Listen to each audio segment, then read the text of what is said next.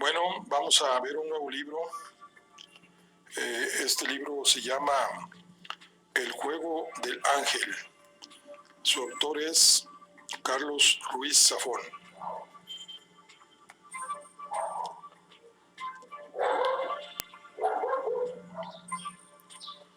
Vamos a iniciar con el primer acto.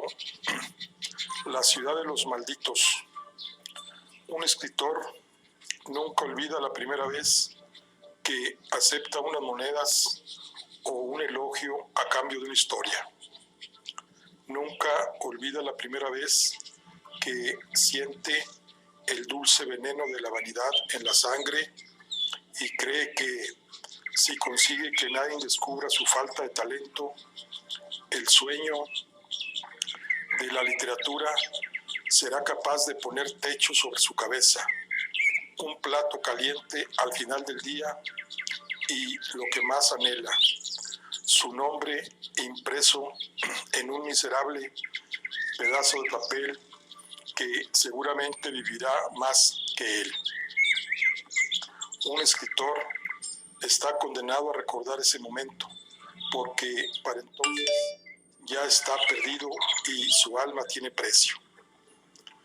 Mi primera vez llegó un lejano día de diciembre de 1917.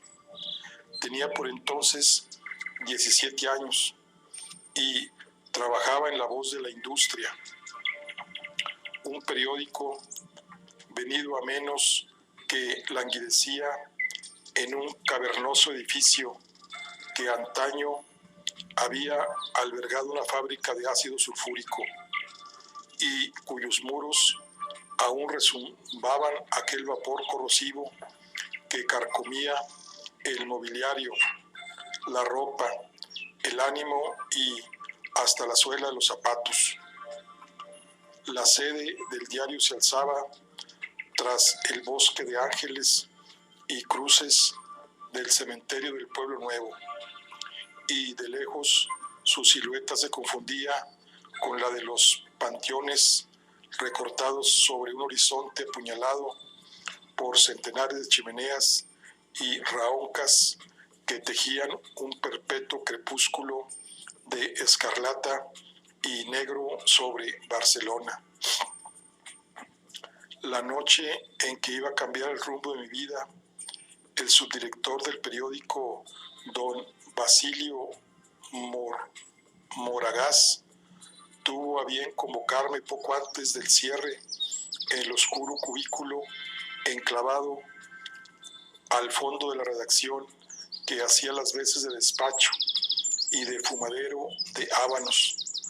Don Basilio era un hombre de aspecto feroz y bigotes frondosos que no se andaba con ñoñerías y suscribía la teoría de que un uso liberal de adverbios y la adjetivación excesiva eran cosa de pervertidos y gente con deficiencias vitamínicas.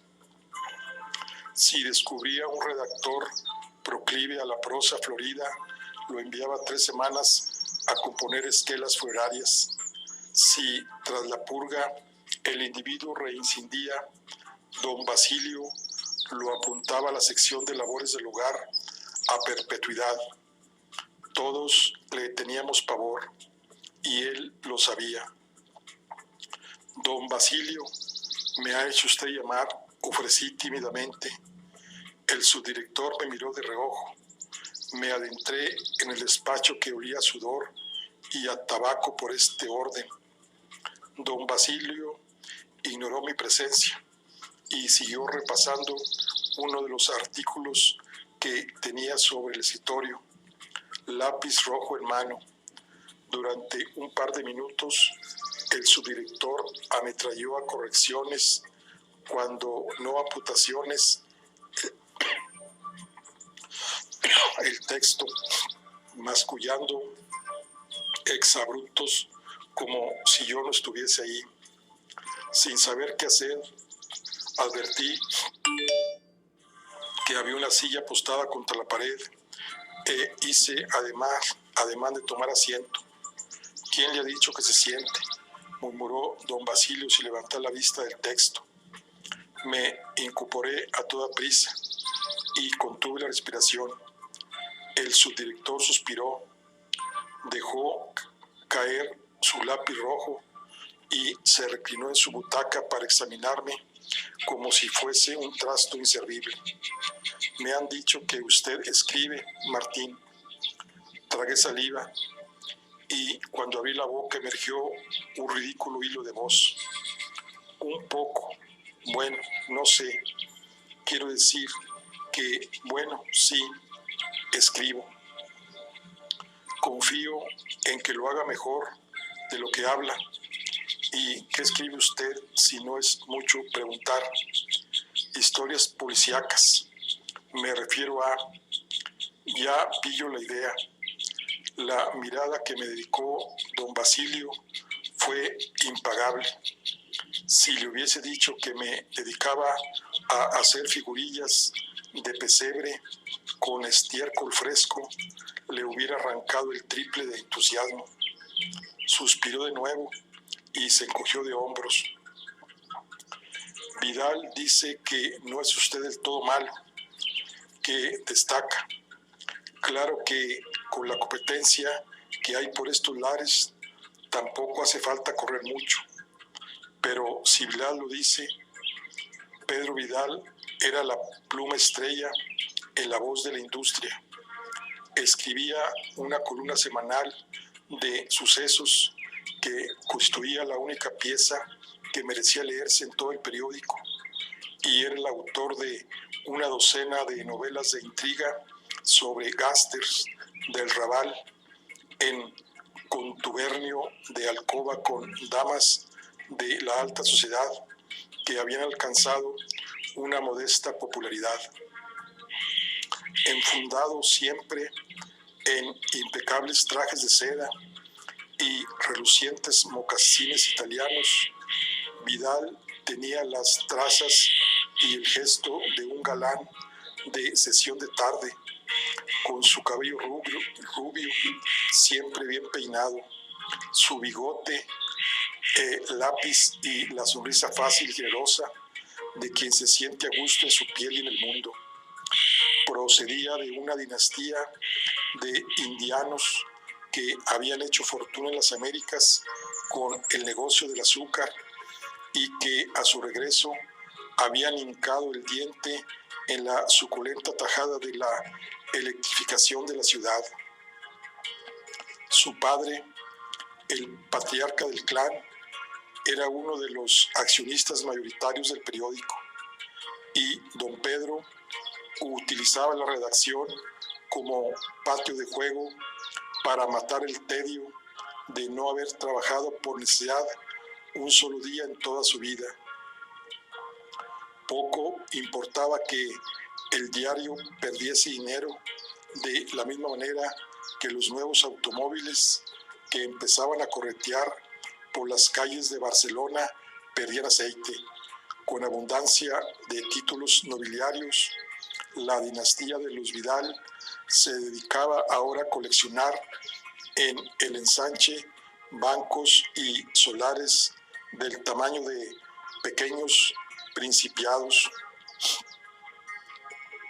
Pedro Vidal fue el primero a quien mostré los esbozos que escribía cuando apenas era un crío y trabajaba llevando cafés y cigarrillos por la redacción. Siempre tuvo tiempo para mí, para leer mis escritos y darme buenos consejos. Con el tiempo me convirtió en su ayudante y me permitió mecanografiar sus textos. Fue él quien me dijo que si deseaba apostarme el destino en la ruleta rusa de la literatura, estaba dispuesto a ayudarme y a guiar mis primeros pasos.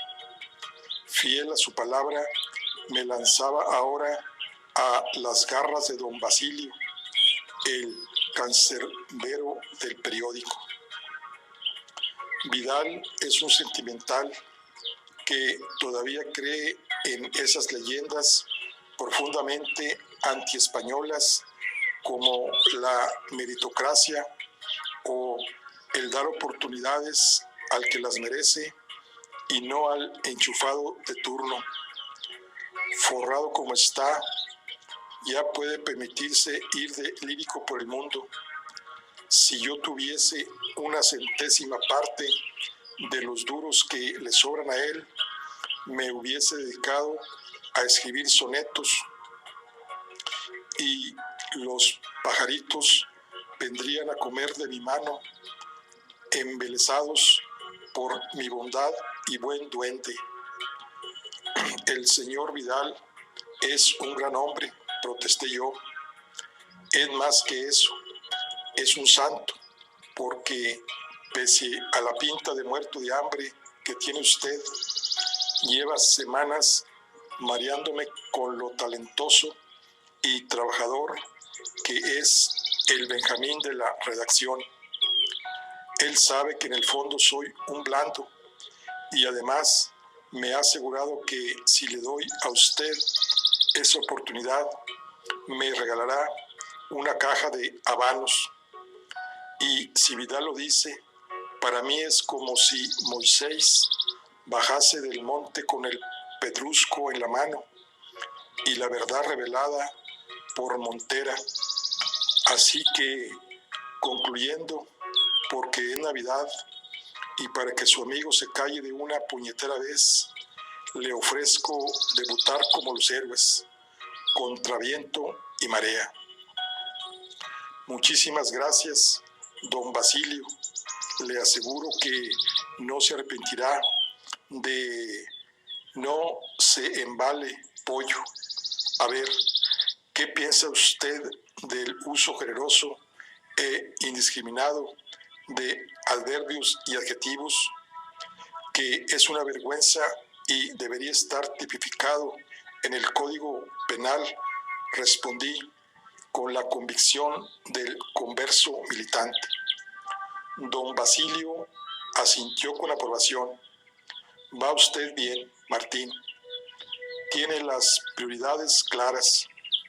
Los que sobreviven en este oficio son los que tienen prioridades y no principios. Este es el plan. Siéntese y empápese porque no se lo voy a repetir 2 veces. El plan era el siguiente.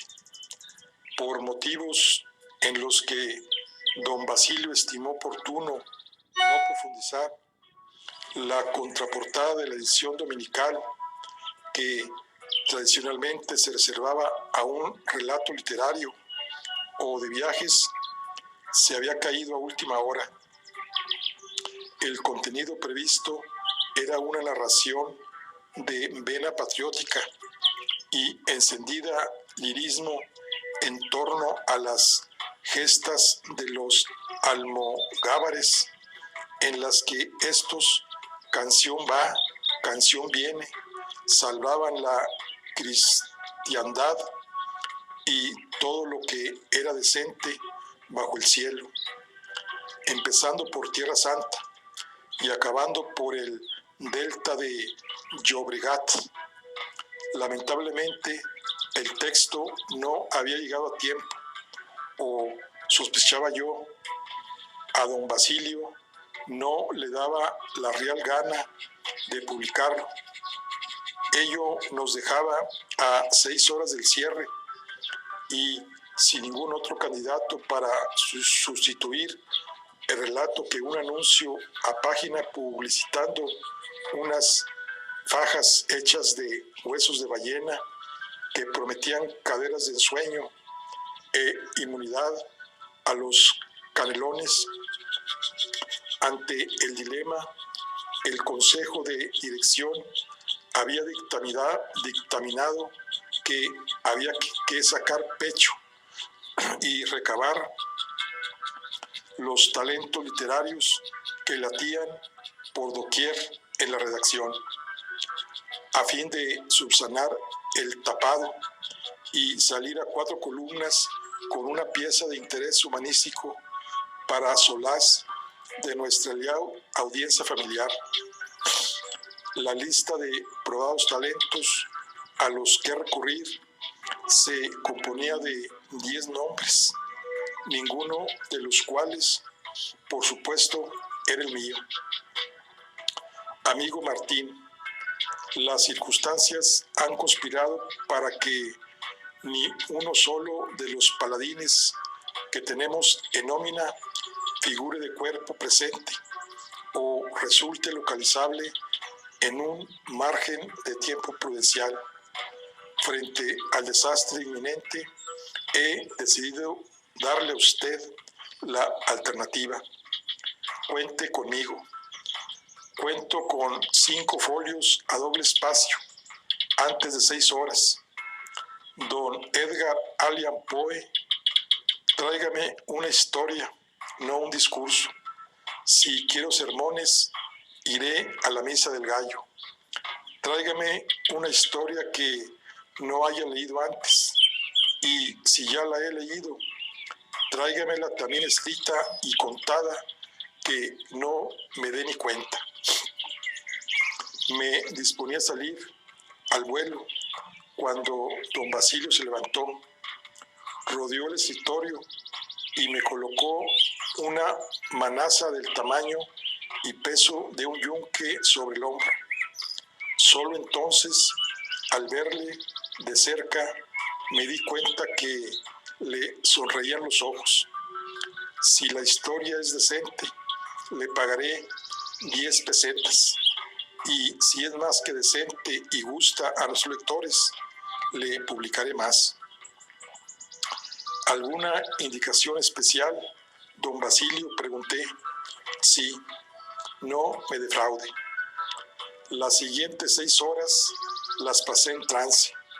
Me instalé en la mesa que había en el centro de la redacción, reservada a Vidal para los días en que se le antojaba venir a pasar un rato.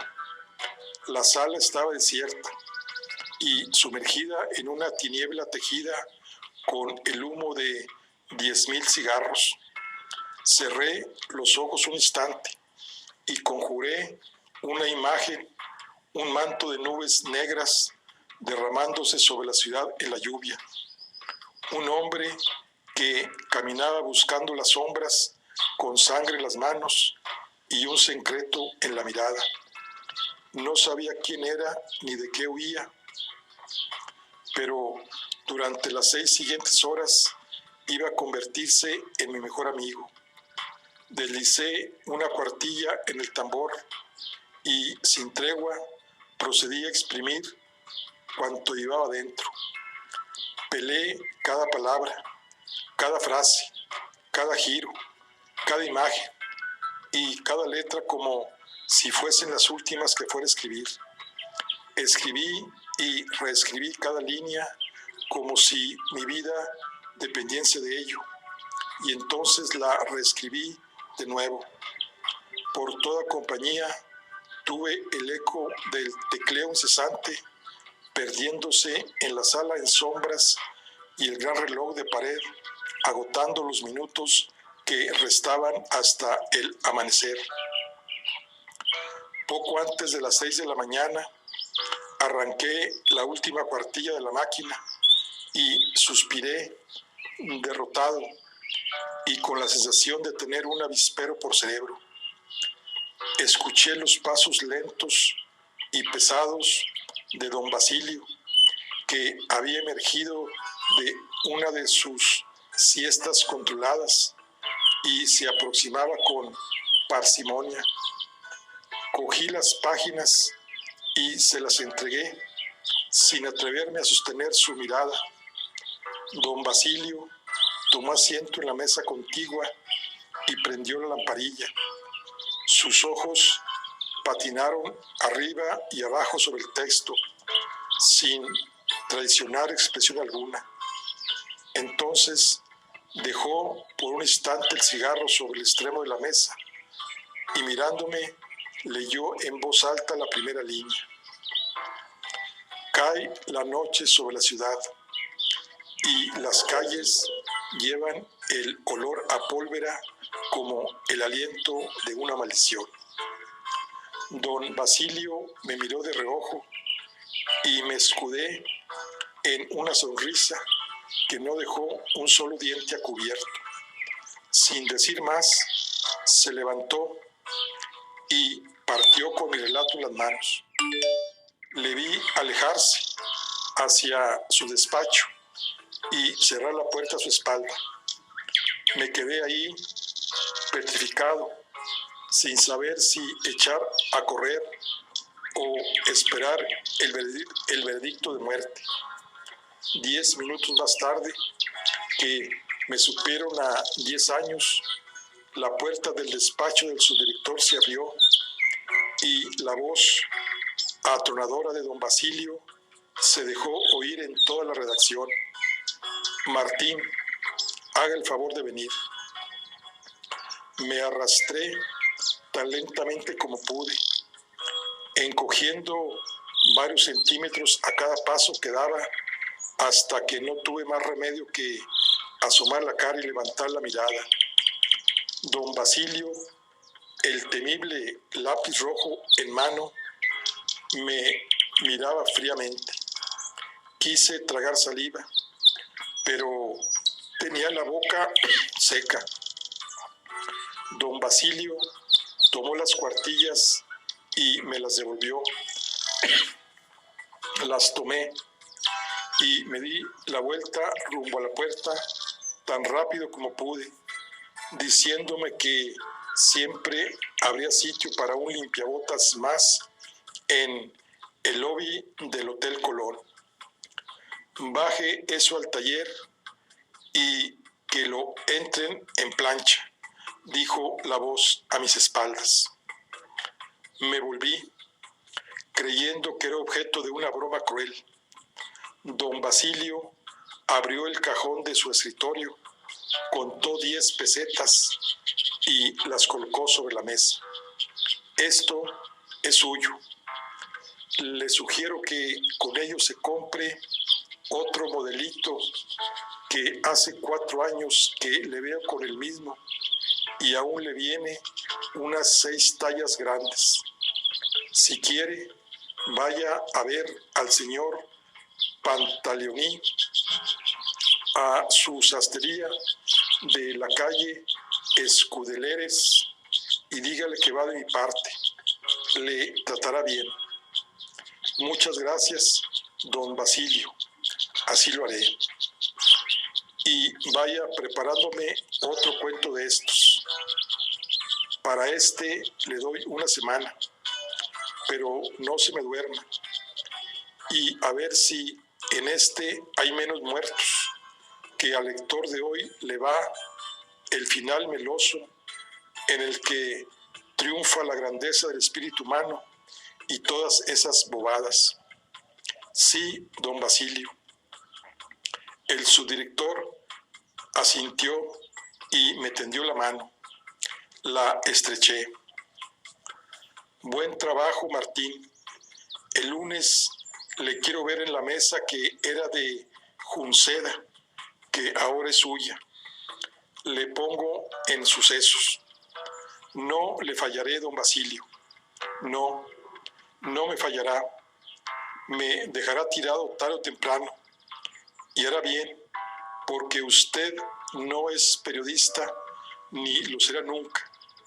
Pero tampoco es todavía un escritor de novelas policíacas.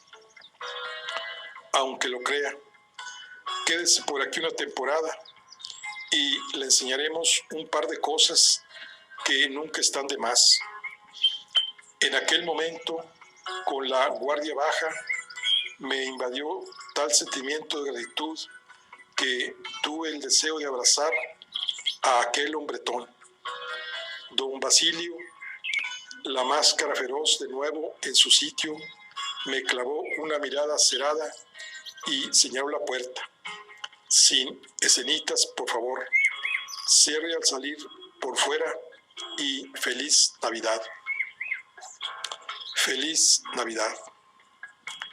El lunes siguiente, cuando llegué a la redacción, dispuesto a ocupar por primera vez mi propio escritorio, encontré un sobre de papel de estrazo con un lazo y mi nombre en la tipografía que había pasado años mecanografiando. Lo abrí. En el interior encontré la contraportada del domingo con mi historia enmarcada y con una nota que decía: esto solo es el principio. En 10 años yo seré el aprendiz y tú el maestro. Tu amigo y colega Pedro Vidal.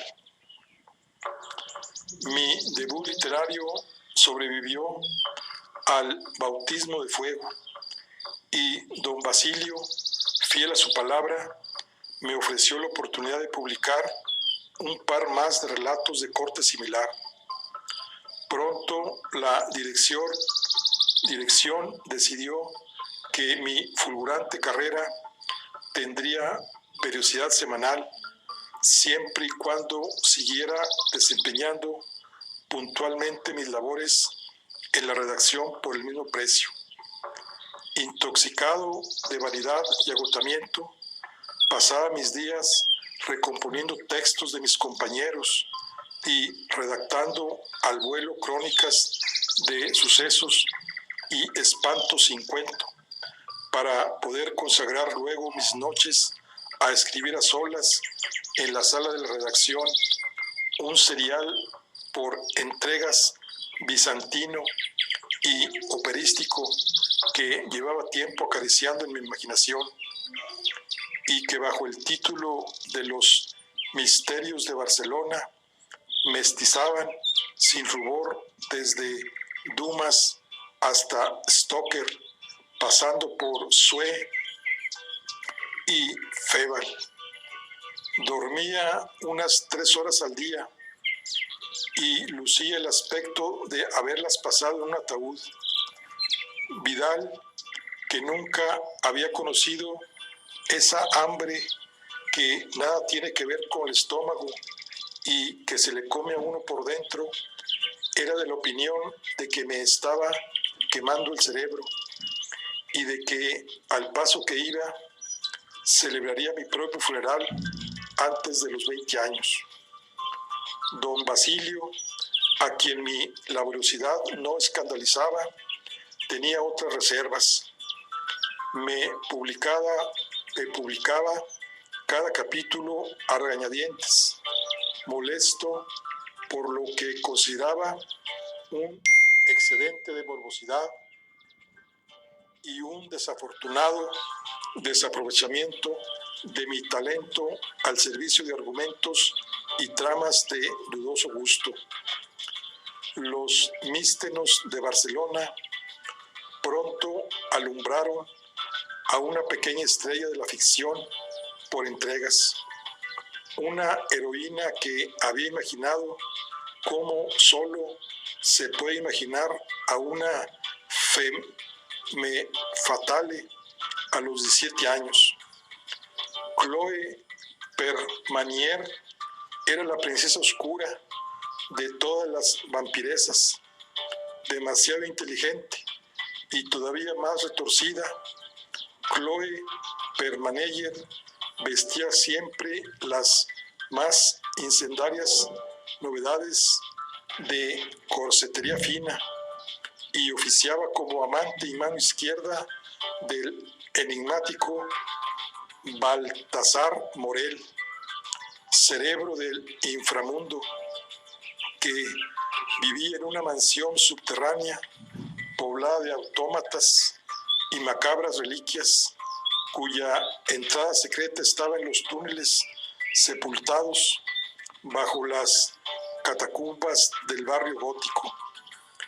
El método predilecto de Chloe para acabar con sus víctimas era seducirlas con una danza hipnótica en la que se desprendía de su atavío para luego besarlas con un pintalabios envenenados que le paralizaba todos los músculos del cuerpo y les hacía morir de asfixia en silencio, mientras ella las miraba a los ojos, para lo cual previamente se bebía un antídoto disuelto en Dom Périgord de fina reserva. Chloe y Baltasar tenían su propio código de honor.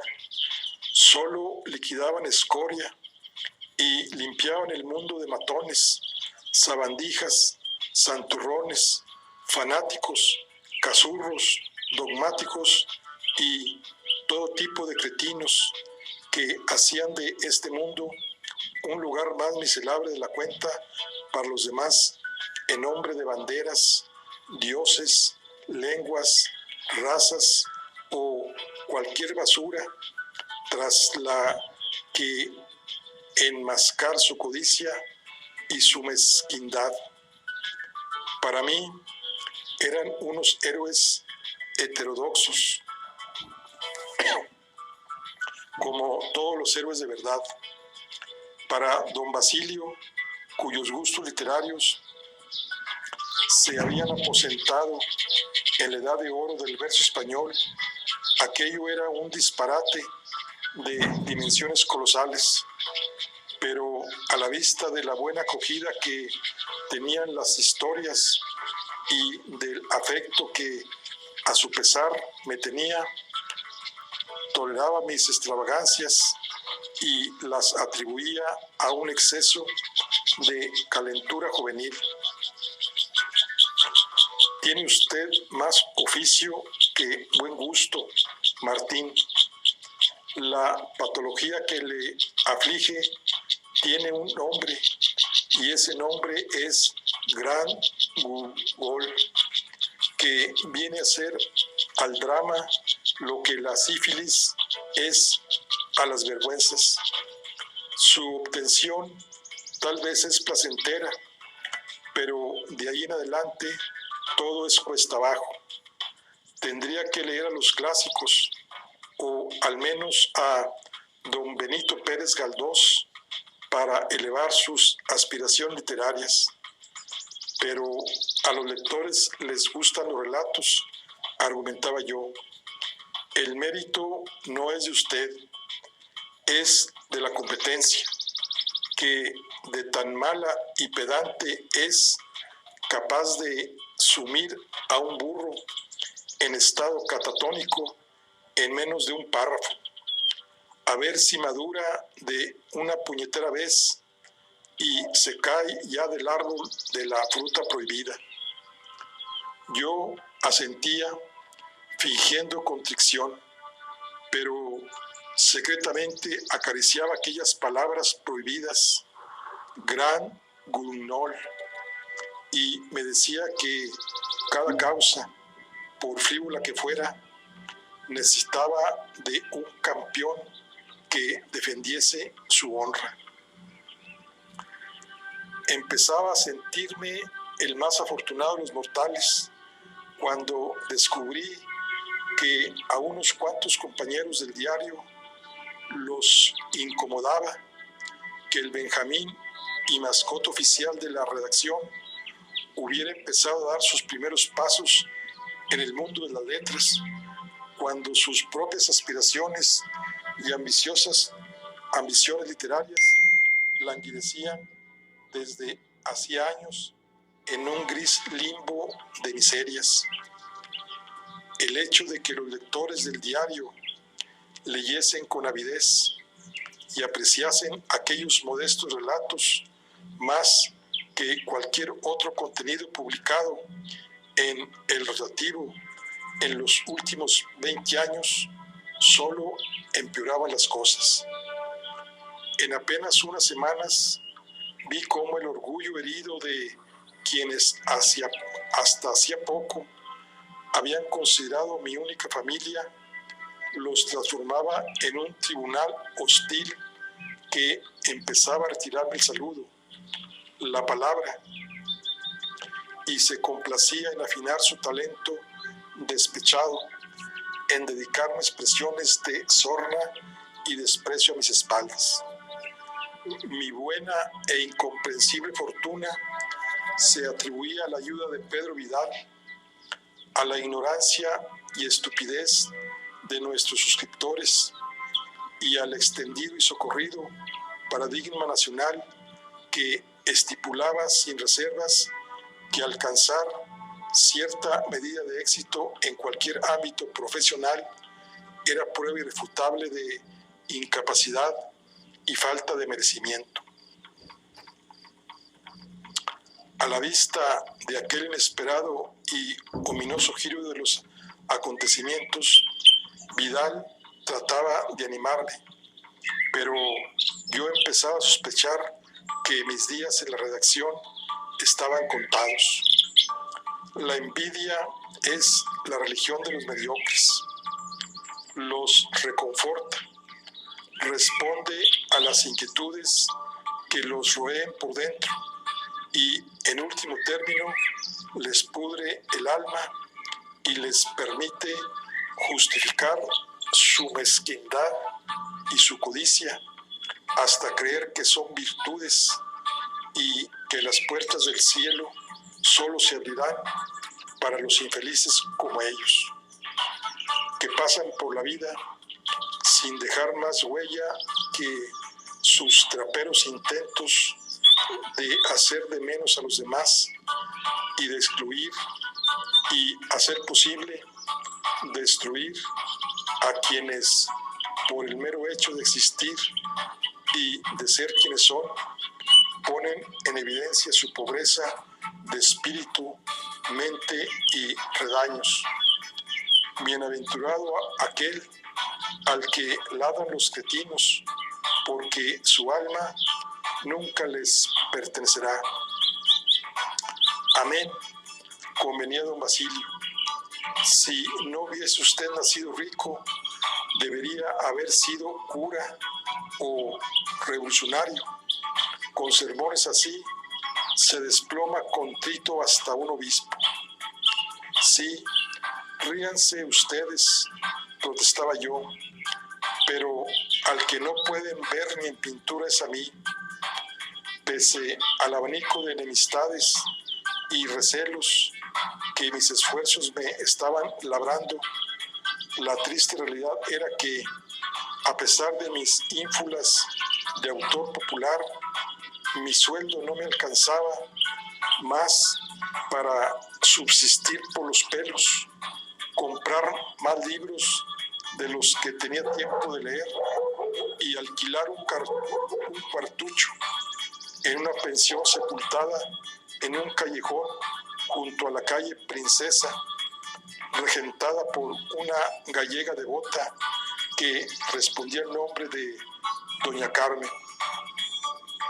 Doña Carmen exigía discreción y cambiaba las sábanas una vez al mes, por lo cual se aconsejaba a los residentes que se abstuviesen de sucumbir a las tentaciones del onanismo o de meterse en la cama con la ropa sucia. No era necesario restringir la presencia de féminas en las habitaciones, porque no había una sola mujer en toda Barcelona que hubiese accedido a entrar en aquel agujero, ni bajo amenaza de muerte. Ahí aprendí que casi todo se olvida en la vida, empezando por los olores, y que si algo aspiraba en el mundo era a no morir en un lugar como aquel. En horas bajas, que eran la mayoría, me decía que si algo iba a sacarme de ahí antes de que lo hiciese un brote de tuberculosis, era la literatura.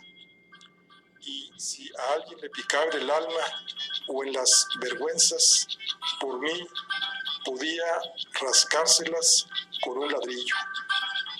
Los domingos, a la hora de la misa, en que doña Carmen partía para su cita semanal con el Altísimo, los huéspedes aprovechaban para reunirse en el cuarto del más veterano de todos nosotros, un infeliz llamado Heliodoro, que de joven tenía aspiraciones de llegar a matador, pero que se había quedado en comentarista taurino y encargado de los urinarios de la zona sol de la Plaza Monumental. El arte del toreo ha muerto, proclamaba. Ahora todo es un negocio de ganaderos codiciosos y toreros sin alma. El público no sabe distinguir entre el toreo para la masa ignorante y una faena con arte que solo los entendidos saben apreciar. Ah, si a usted le hubiesen dado la alternativa, don Heliodoro, otro gallo nos cantaría. Es que en este país solo triunfan los incapaces. Diga que sí. Tras el sermón semanal de don Heliodoro llegaba el festejo.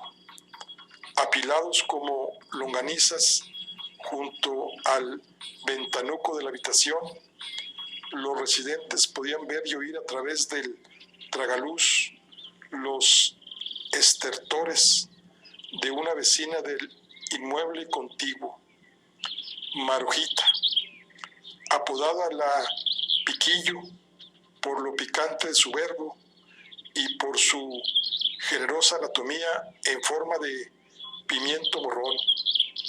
Marujita se ganaba las perras fregando establecimientos de medio pelo, pero los domingos y las fiestas de guardar los dedicaba a un novio seminarista que bajaba de incógnito a la ciudad en tren desde Manresa y se empañaba con brío y ganas al conocimiento del pecado.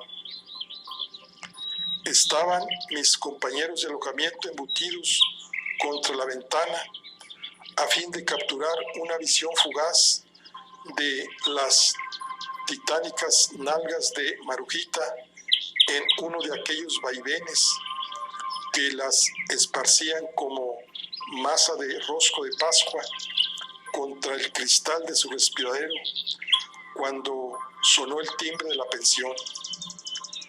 Ante la falta de voluntarios para acudir a abrir y arriesgarse así a la pérdida de una localidad con buena vista al espectáculo, desistí de mi afán de unirme al coro y me encaminé hacia la puerta. Al abrir me encontré con una visión insólita e improbable en tan miserable marco. Don Pedro Vidal, en todo su genio, figura y traje de seda italiana, sonreía en el rellano. Se hizo la luz, dijo, entrando sin esperar invitación. Vidal se detuvo a contemplar la sala que hacía las veces de comedor y agora de aquel tugurio y suspiró con disgusto. Casi mejor que vayamos a mi habitación, sugerí. Le guié hasta mi cuarto. Los gritos y vítores de mis cohuéspedes en honor de Marujita y sus venéreas acrobacias perforaban las paredes de júbilo. ¡Qué lugar tan alegre!, comentó Vidal. Haga el favor de pasar a la suite presidencial, don Pedro, le invité. Entramos y cerré la puerta. Tras echar un vistazo sumarísimo a mi habitación, se sentó en la única silla que había y me miró con displicencia. No me costaba imaginar la impresión que mi modesto hogar debía de haberle causado. ¿Qué le parece? Encantador. Estoy por mudarme aquí yo también. Pedro Vidal vivía en Villa Helios, un monumental caserón modernista de 3 pisos y torreón, recostado sobre las laderas que ascendían por Pedralbés en el cruce de las calles Abadesa Olcet y Panamá. La casa había sido un obsequio que su padre le había hecho 10 años antes, con la esperanza de que sentase la cabeza y formase una familia. Empresa en la que Vidal llevaba ya varios lustros de retraso. La vida había bendecido a don Pedro Vidal con muchos talentos, entre ellos el de decepcionar y ofender a su padre con cada gesto y cada paso que daba. Verle confraternizar con indeseables como yo no ayudaba. Recuerdo que en una ocasión que había visitado a mi mentor para llevarle unos papeles del diario, me tropecé con el patriarca del clan Vidal en una de las salas de Villa Helios. Al verme, el padre de don Pedro me ordenó que fuese a buscar un vaso de gaseosa y un paño limpio para limpiarle una mancha en la solapa. Creo que se confunde usted, señor. No soy un criado. Me dedicó una sonrisa que aclaraba el orden de las cosas en el mundo sin necesidad de palabras. El que te confundes eres tú, chaval. Eres un criado, lo sepas o no. ¿Cómo te llamas? David Martín, señor. El patriarca paladeó mi nombre. Sigue mi consejo, David Martín. Márchate de esta casa y vuelve al lugar al que perteneces. Te ahorrarás muchos problemas y me los ahorrarás a mí. Nunca se lo confesé a don Pedro, pero acto seguido acudí a la cocina corriendo por la gaseosa y el paño y pasé un cuarto de hora limpiando la chaqueta del gran hombre. La sombra del clan era alargada y por mucho que don Pedro gustase de afectar un donaire de bohemia, su vida entera era una extensión de la red familiar.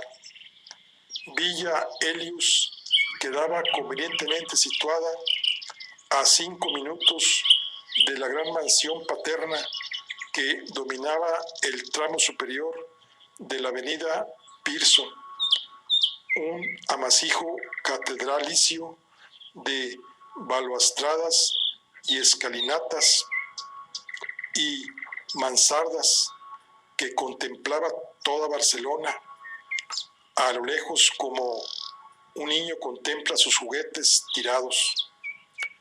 Cada día una expedición de 2 criados y una cocinera de la casa grande, como el domicilio paterno era denominado en el entorno de los Vidal, acudía a Villa Helios para limpiar, abrillantar, planchar, cocinar y acolchonar la existencia de mi acaudalado protector en un lecho de comodidad y perpetuo olvido de los engorrosos incordios de la vida cotidiana.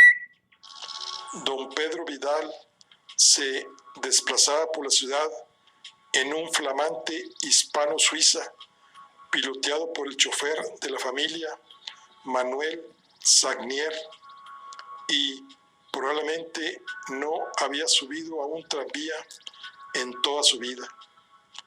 Como buena criatura de palacio y alcurnia, a Vidal se le escapaba ese lúgubre y macilento encanto que tenían las pensiones de Baratillo en la Barcelona de la época. No se contenga, don Pedro. Este sitio parece una mazmorra, proclamó finalmente. No sé cómo puedes vivir aquí. Con mi sueldo a duras penas. Si es necesario, yo te pago lo que te falte para que vivas en un sitio que no huela ni a azufre ni a meados. ni soñarlo.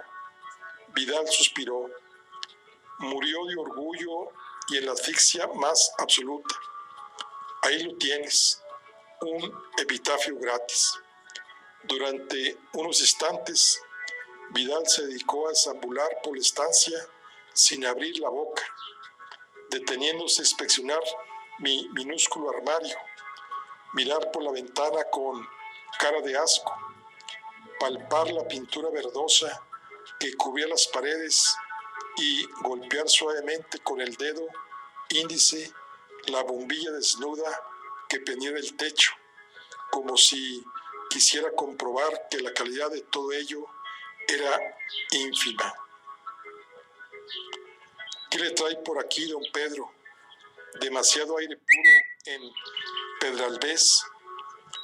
No vengo de casa, vengo del diario.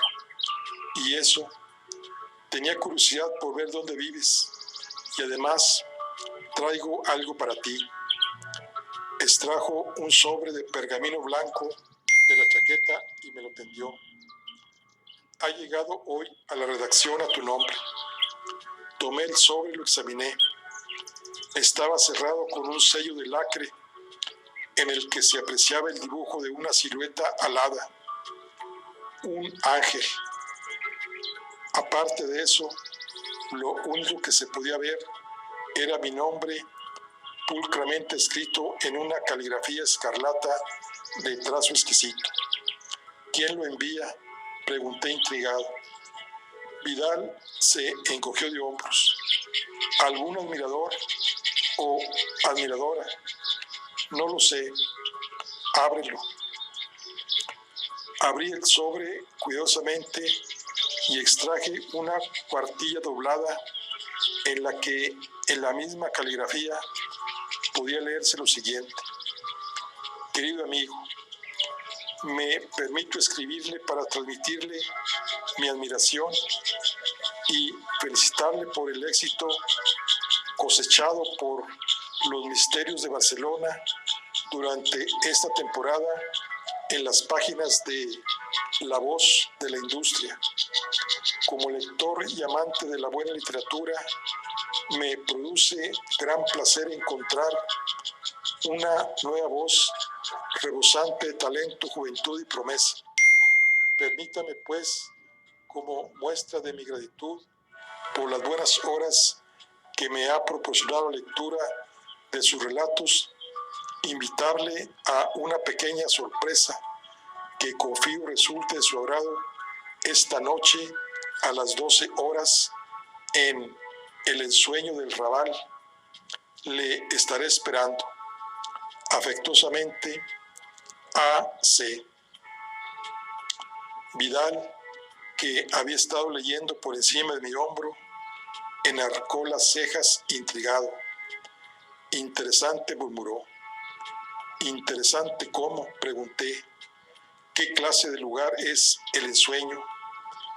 Vidal extrajo un cigarrillo de su pitillera de platino. Doña Carmel no deja fumar en la pensión, advertí. ¿Por qué? El humo enturbia el olor a cloaca.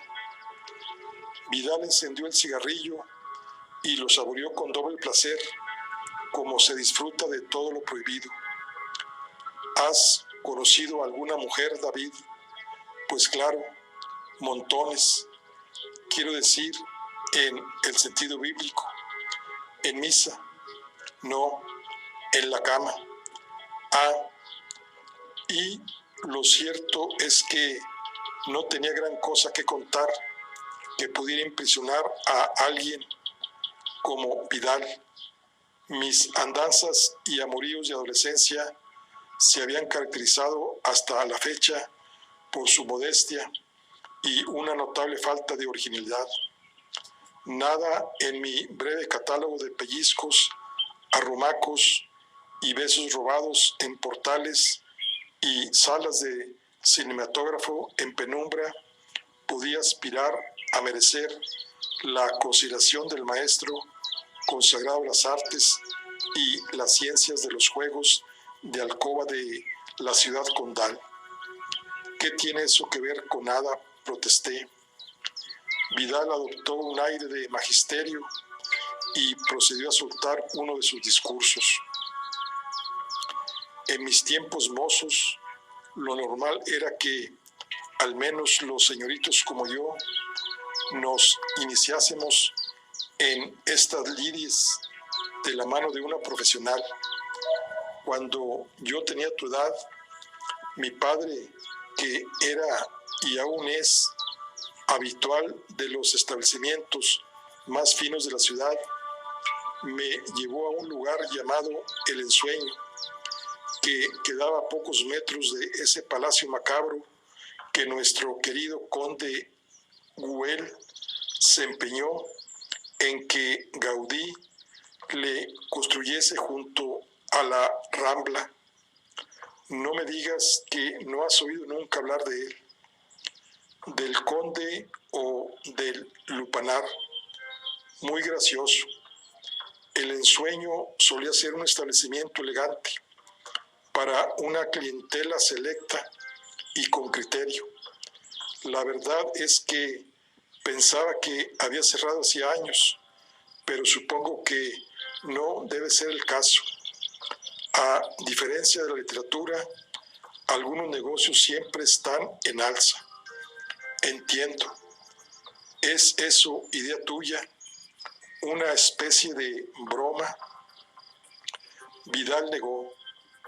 De alguno de los cretinos de la redacción entonces. Detecto cierta hostilidad en tus palabras, pero dudo de que nadie se dedique al noble oficio de la prensa en grado de soldado raso se pueda permitir los horarios de un lugar como El Ensueño, si es lo que yo recuerdo. Resoplé. Tanto da porque no pienso ir. Vidal alzó las cejas. No me salgas ahora con que no eres un descreído como yo y quieres llegar impoluto de corazón y de bajos al lecho nupcial, que eres un alma pura que ansía esperar ese momento mágico en que el amor verdadero te lleve a descubrir el éxtasis de la carne y el alma en unísono, bendecido por el Espíritu Santo, y así poblar el mundo de criaturas que llevan tu apellido y los ojos de su madre, esa santa mujer, desechado de virtud y recato, cuya mano entrarás en las puertas del cielo bajo la benevolente y aprobadora mirada del niño Jesús. No iba a decir eso. Me alegro, porque es posible, y subrayo posible que ese momento no llegue nunca, que no te enamores, que no quieras ni puedas entregarle la vida a nadie y que, como yo, cumplas un día los 45 años y te des cuenta de que ya no eres joven y que no había para ti un coro de cupidos con liras ni un lecho de rosas blancas tendido hacia el altar, y la única venganza que te quede sea robarle a la vida el placer de esa carne firme y ardiente que se evapora más rápido que las buenas intenciones y que es lo más parecido al cielo que encontrarás en este cochino mundo donde todo se pudre, empezando por la belleza y acabando por la memoria. Dejé deslizarse una pausa grave a modo de ovación silenciosa. Vidal era un gran aficionado a la ópera y había acabado por pegársele el lempo y la declamación de las grandes arias. Nunca faltaba su cita con Puccini en el Liceo desde el palco familiar. Era uno de los pocos, sin contar los infelices apelotonados en el gallinero, que acudían ahí a escuchar la música que tanto amaba y que tanto tendía a influir los discursos sobre lo divino y lo humano, con que a veces, como aquel día, me regalaba los oídos. ¿Qué?, preguntó Vidal desafiante. Ese último párrafo me suena. Sorprendido con las manos en la masa, suspiró y asintió. Es de asesinato en el círculo del Liceo, admitió Vidal. La escena final en la que Miranda Lafleur dispara al inicuo marqués que ha destrozado su corazón, traicionándola en una noche de pasión en la suite nupcial del Hotel Colón, en brazos de la espía del zar, Betana Ivanova. Ya me lo parecía, no podía haber elegido mejor. Es su obra cumbre, don Pedro. Vidal me sonrió el elogio y calibró si encender otro cigarrillo, lo cual no quita que haya algo de verdad en todo esto, remató. Vidal se sentó en el alféizar de la ventana, no sin antes poner un pañuelo encima para no manchar sus pantalones de alto caché. Vi que el Hispano Suiza estaba aparcado abajo, en la esquina de la calle Princesa. El chofer, Manuel, estaba sacando brillo a los cromados con un paño como si se tratase de una escultura de Rodin.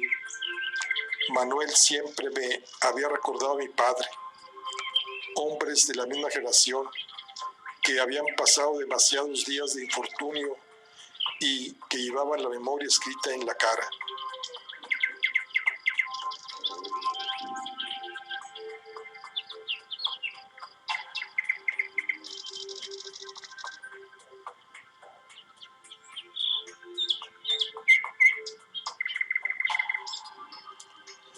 Había oído decir a algunos de los sirvientes de Villa Gelius que Manuel Sagnier había pasado una larga temporada en la cárcel y que al salir había sufrido años de penuria porque nadie le ofrecía empleo más que como estibador, descargando sacos y cajas en los muelles, un oficio para el que ya no tenía ni edad ni salud. La casuística aseguraba que en una ocasión Manuel, poniendo en peligro su propia vida, había salvado a Vidal de perecer atropellado por un tranvía. En agradecimiento, Pedro Vidal, al conocer lo penoso de la situación del pobre hombre, decidió ofrecerle trabajo y la posibilidad de mudarse con su esposa y su hija al pequeño apartamento que había encima de las cocheras de Villa Gelius. Le aseguró que la pequeña Cristina estudiaría con los mismos tutores que cada día acudían a la casa paterna en la avenida Pearson para impartir lecciones a los cachorros de la dinastía Vidal y que su esposa podía desempeñar su oficio de costurera para la familia.